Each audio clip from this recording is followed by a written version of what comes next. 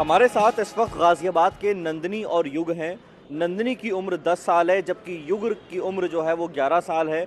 युग और नंदिनी ने गाजियाबाद से अयोध्या तक का सफ़र स्केटिंग करते हुए तय किया है। तकरीबन 5 से 6 दिन का इन्हें वक्त लगा है।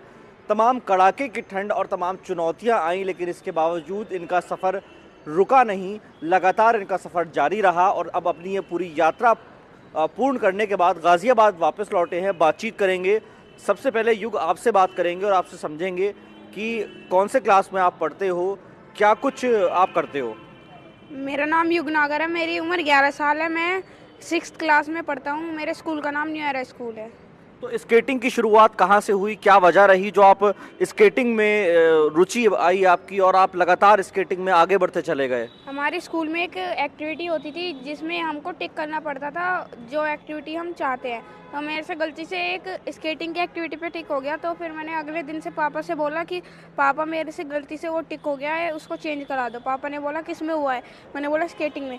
पापा ने बोला कि पहले तो स्केटिंग मैं भी करता तो तुम भी कर लो। मैंने बोला ओके। फिर अगले दिन से मेरे पापा ने स्केट लाए, फिर मेरी जब से ही स्केटिंग की ये स्टार्ट हुई। मेरी स्केटिंग मैंने पहले बास्केटबॉल में टिक करा था, तो फिर मैंने भाई को देख के अपनी भी मैंने उसमें स्केटिंग में टिक कर दिया। फिर मेरे पापा भी लाए स्केट, मैंने भी जर्नी स्टार्ट करी और हम आज यहाँ तक पहुँच गए। सोचा नहीं था कभी यहाँ तक पहुँच जाएंगे।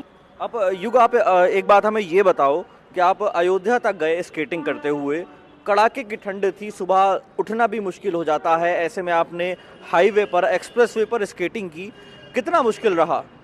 मुश्किल तो बहुत था, कठिन भी बहुत था, पर हमने गुरुजी के आशीर्वाद से और सबके मम्मी पापा मामा मामी सबके सपोर्ट से चलाए स्केट्स एक्सप्रेसवे तक पे भी। तो सुबह कितने बजे आप शुरू करते थे।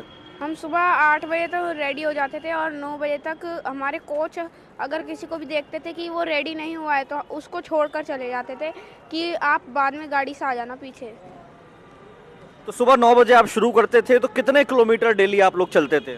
डेली हम 120-130 चलते थे। ये यात्रा हमारी 700 किलोमीटर की थी और हम तो बस ये कहना चाहेंगे कि हमें देख के और बच्चे भी मोटिवेट हो और हमसे कुछ सीखे हो।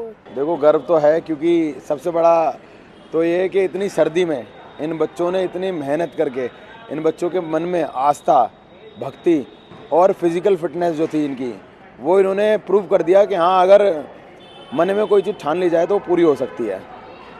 क्या कहेंगे कि नंदिनी और युग देश के लाखों बच्चों के लिए एक मैसेज भी दे रहे हैं कि आप फिजिकल स्ट्रेंथ पे काम करें, डिसिप्लिन पे काम करें, स्पोर्ट्स में योगदान दें। देखो सबसे बड़ा मैसेज इन बच्चों ने ये दिया था मीडिया में, जब इनसे पूछा गया कि देश को क्या मैसेज देना चाहते हो, तो इन्होंने कहा था कि जो लोग हमें देख रहे हैं, जो पेरेंट्स हमें देख रहे हैं, जो बच्चे हमें देख रहे हैं, ऐसा नहीं है कि देश में और बच्चे ऐसा नहीं कर सकते, वो भी कर सकते हैं, लेकिन जो पेरेंट्स हैं उनके लिए मैसेज दिया कि बच्चों को सपोर्ट करो, आपके बच्चे भी हमसे बेहतर कर सकते हैं। युग और नंदिनी ने 29 दिसंबर को इस यात्रा को शुरू किया था और तकरीबन 5 जनवरी को ये यात्रा अयोध्या पहुंची।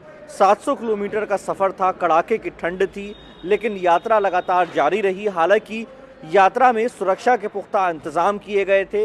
इनके साथ परिवार के लोग थे, कोच थे, डॉक्टर्स की टीम थी। इसके साथ ही कई ऐसे व्हीकल साथ में थे जो कि सिग्नल दे रहे थे जिससे कि किसी प्रकार का सड़क पर कोई हादसा ना हो और आराम से ये लोग यात्रा को पूर्ण कर सकें। हालांकि इनका कहना है कि आगे भी इस तरह की यात्राएं जारी रहेंगी और आने वाले दिनों में एक नेशनल चैंपियनशिप में भी ये लोग भाग लेंगे। नंदिनी और युग का सपना है कि स्केटिंग में भारत का नाम रोशन कराएं। शहजादा बिट, ETV भारत, गाजियाबाद।